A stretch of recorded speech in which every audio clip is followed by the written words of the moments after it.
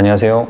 세무법인 스타텍스의 윤현웅 대표 세무사입니다. 얼마 전에 뉴스에서 프리랜서에 대해서 나왔는데 일반적인 근로 성격이 있는 근로자를 3.3% 원천세를 떼는 프리랜서 계약을 통해 갖고 꼼수로 급여도 적게 지급하고 4대 보험도 떠넘기고 소득세도 알아서 내라고 한다. 이런 종류의 뉴스가 한번 나온 적이 있어요. 이게 뭐냐면 우리가 근로자라고 하면 근로계약서를 쓰겠죠. 근데 프리랜서라고 한다 그러면 나의 근로자가 아니라는 뜻이에요. 외부 인력인데 나랑 계약 맞고 용역을 제공하고 내가 용역 피를 준다. 이런 계약인데 거기에 대해서는 피를 주면서 3.3%를 떼요. 이걸 프리랜서라고 통상 부르거든요. 이렇게 한다라는 뉴스가 나왔어요. 그래서 실제로 거기에서 뭐 여러 사람이 인터뷰도 하고 했었는데 그런 꼼수로 의무를 피해가는 그런 사업장이 있기는 있습니다. 근데 거기에서 잠깐 알아보면 제일 중요한 건 근로 성격이 있느냐 없느냐예요. 우리 병의원에서 뭘 조심해야 되냐면 실제로 우리가 뭐 크몽이라든지 위시캣이라든지 이런 프리랜서 사이트 있잖아요. 거기서 우리한테 용역을 제공하는 이 사람들이 프리랜서거든요. 근데 우리가 흔히 볼 수 있는 바이럴 마케팅하는 뭐 블로그 마케팅이라든지 이런 분들도 있을 수 있잖아요. 그러면 이 사람들하고 프리랜서 계약을 맺고, 왜냐면 내 정직원이 아니니까 사실 얼굴 볼 일도 거의 없고요. 계약을 맺고 일정 퍼센트에 대한 실적에 대한 피를 주기 시작했는데 문제는 뭐냐면 이 사람이 갑자기 병의원에 충성을 하기 시작할 때 그때가 조금 경계해야 될 때 뭐냐면 여기는 다른 데는 수입이 없고요. 오로지 우리 병원에서만 수입이 나온다고 하고 실제로 과잉 충성을 해서 아침에 출근을 하고 저녁에 퇴근을 하고 저희는 시킨 적은 없습니다. 그렇게 하는데 그러면 이거는 나중에 혹시라도 우리와의 용역 계약이 끝났을 때 이 사람이 나 사실 근로자였다. 나 퇴직금 주고 여기 4대 보험 왜 가입 안 했어? 나 국민연금이랑 건강보험료 납부해줘 라고 했을 때 조금 문제가 생길 수가 있어요.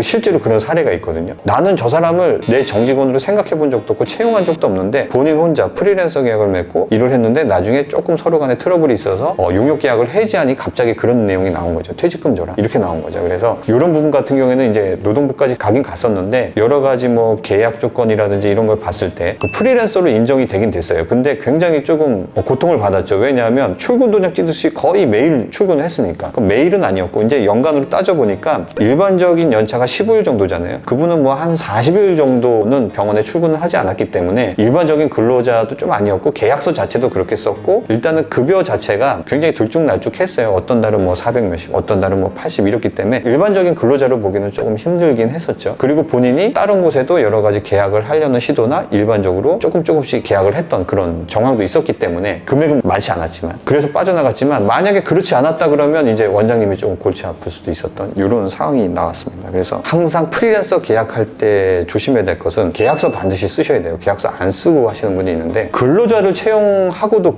계약서 안 쓰시는 분도 있어요. 굉장히 과태료가 세거든요. 무조건 근로자 채용하면 근로계약서, 그 다음에 프리랜서와 계약한다 그러면 용역계약서를 반드시 노무법인과 상의해서 체결을 하시고요. 두 번째는 여기서 전속적인 근무를 하지 않는다는 증빙을 갖춰야 돼요. 그게 뭐냐면 아까처럼 과잉 충성을 해서 매일 출근을 하게 한다든지 이런 거는 병원에서 조금 경계를 해야 될 사항이에요. 그리고 세 번째는 뭐냐면 이거는 원장님들의 안전장치인데 이렇게 몇 번 당하신 원장님들은 프리랜서 계약을 할 때 아까 얘기했던 문구들 있잖아요. 여기 전속적 계약을 하지 않고 여기 출근을 요하지 않는다. 그리고 여기에 대한 수입만 너가 계약을 하는 게 아니라 너는 얼마든지 다른 곳들과도 계약을 할 수 있다는 문구를 다 집어넣고요. 노무사님과 상의를 해갖고 충분한 안전장치를 해두시는 게 좋을 것 같습니다. 그리고 이제 프리랜서를 채용하고 나중에 발생할 수 있는 문제가 이 퇴직금 위에 뭐가 있을 수 있냐면 소득세랑 4대 보험료 문제가 있을 수 있어요. 뭐냐면 프리랜서 같은 경우에는 개인 사업자이기 때문에 좀 전에 말했던 연말정산처럼 병의원에서 정산해서 신고를 하고 월급에 가감하고 이런 기회가 없습니다. 그냥 프리랜서 본인이 국세청에 소득세 신고를 하고 납부까지 하는 거예요. 근데 이게 만약에 근로자가 됐다 그러면 이제 문제가 달라지죠. 왜냐하면 근로소득세라는 건 뭐냐면 병원에서 근로자들의 급여에 대해서 그 근로소득세를 차감하고 갖고 있다가 납부를 해야 되는 거예요. 그러니까 이게 원천징수라고 하거든요. 이 원천징수를 해서 납부하는 세금을 원천세라고 얘기를 해요. 이런 원천세 납부 의무가 병원에 있어요. 그러면 이게 근로자로 바뀌면 근로소득으로 수정신고를 하면서 원천세를 납부해야 되겠죠. 기존에 납부한 3.3% 말고 근로소득세를 납부해야 될 거고 또 근로소득에 따른 4대 보험료는 어디로 고지가 돼요? 프리랜서였다 그러면 지역보험료로 해서 그 프리랜서한테 갔겠지만